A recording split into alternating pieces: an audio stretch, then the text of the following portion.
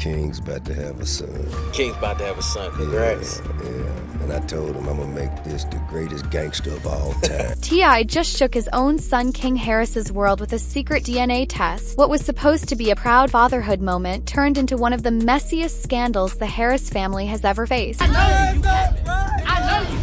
I know you. I know you. Ain't no mystery about here. I know you though. A baby, a lie, a father's warning was ignored, and a son left broken when the truth hit harder than anyone expected. What's wrong with y'all?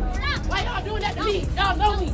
You know I stand on business. You know I stand on business. Why you somebody play with me like that? So how did T.I expose the truth? And what happens now that King's whole world has flipped upside down? Let's break down the shocking drama that is everybody talking. He thought he was stepping into fatherhood, but instead, he stepped straight into a trap. King Harris, the son of hip-hop legend T.I, was convinced he was about to welcome a child. He wore the title of dad-to-be like a badge of honor, ignoring every single red flag waving right in front of him. But T.I, he wasn't buying it. He had lived too long in the rap game, seen too many hustles, too many setups, and he knew when someone was trying to play the system. From the very beginning, T.I warned his son, "This woman isn't what she seemed." I got a baby daddy who is a celebrity. Still, King didn't want to hear it. He thought his father was just being controlling, just being overprotective. Found out a little late.